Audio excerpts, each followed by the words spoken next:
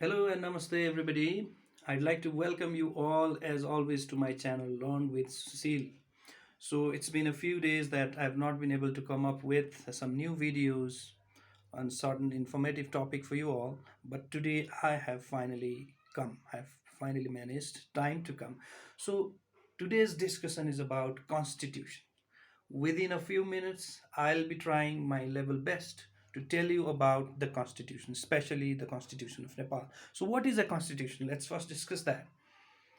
Constitution is, as you all know, it's the supreme law of the country, it's the fundamental law of the country. It is the most authentic political and legal document for any nation. It can be in the written form or in an unwritten form. Like some countries, they do have it in the written form, some they have it in unwritten form.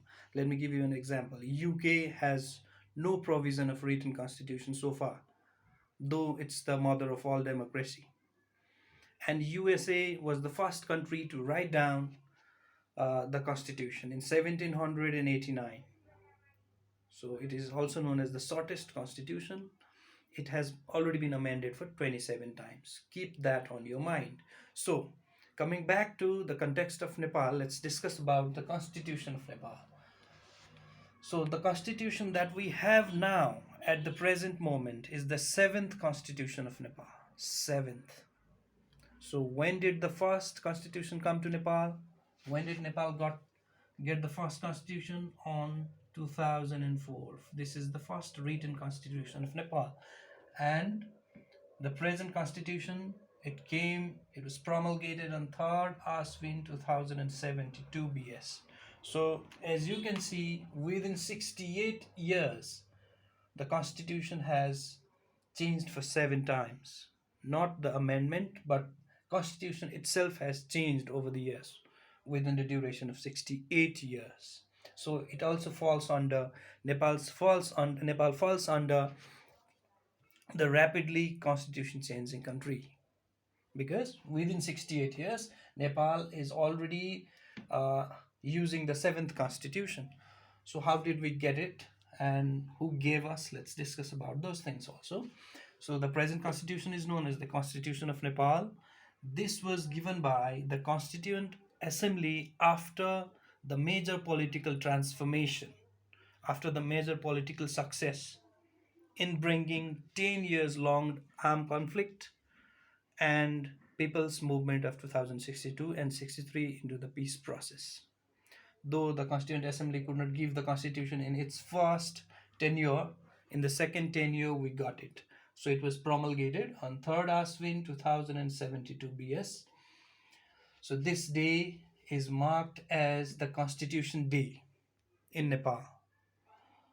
So there are 35 parts, 308 articles, and 9 schedules in the Constitution of Nepal, which is in practice, which is in effect at the present moment. So, what are the provisions, major provisions that the Constitution in Nepal has? There is a provision of constitutional amendment, that it can be changed with time as per the necessity. So it guarantees to end the discrimination on any basis, on the basis of caste, language, culture, religion, and on all grounds. Another is there is a provision of separation of power, means the separation of power among the various state organs, so which avoids any particular organ from becoming more powerful. So there is a check and balance. It has a provision of implementation of federalism. Federalism has already been implemented in the country. The country has already been restructured into provinces. In the past, we had the development regions, which were 5 in number. And this constitution also has accepted Nepal as a multi-ethnic, multicultural, multilingual, and a multi-religious country. It's in the constitution itself. We've always been studying about the Nepal's unity in diversity. That's what is accepted by the constitution also. So, how many fundamental rights do we have in the constitution? We have 31 fundamental rights, and they start from article number 16, go until article number 46. Within these 308 articles, so there are 31 fundamental rights that has been guaranteed by the constitution. So it's also known as people's constitution. So a democratic country like Nepal usually provides a lot of fundamental rights to people. So, and at the bottom of the whiteboard, what I have here is good constitution and a question mark. What is it? Can you make a guess? So we're talking about now, when is a constitution good? We'll just discuss in general. So this was all about constitution of Nepal, but here now we'll discuss about when is a constitution a good constitution.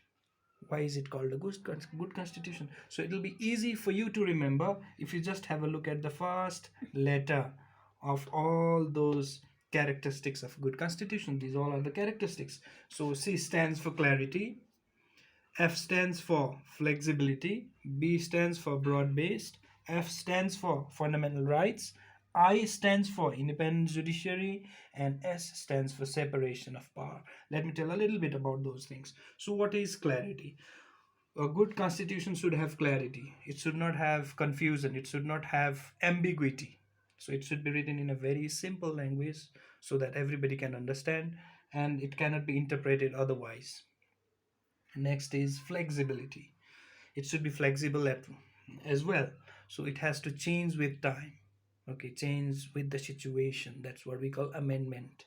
So there should be the provision for amendment as well, which we already have. Next is broad based. So there are various aspects of the state. All those aspects are to be embraced by the constitution. So that's what means by broad based. Next is fundamental rights. We already know all the constitutions will be good if they have enough fundamental rights, if the people are happy, if the people can exercise more and more rights for their benefit, for the welfare of the country as well as themselves. Another is independent judiciary. So the constitution should have the provision of independent judiciary, where judiciary can follows no partiality. It is impartial, competent, and independent, so that justice can be given and ensured in a proper way. So at last is the separation of power. We have various organs of the state, so there is a check and balance between those organs of the state. So that has also to be mentioned under the provision of the constitution, if the constitution has to be made a better or a good constitution. So here we finished discussing about constitution of Nepal. Hope you all liked it. This will become very helpful for you, especially while preparing for the competitive examinations. If you are aspiring for public service commission examinations, this will come out helpful. I'm pretty sure about that. So please like and subscribe my channel. Thank you for today.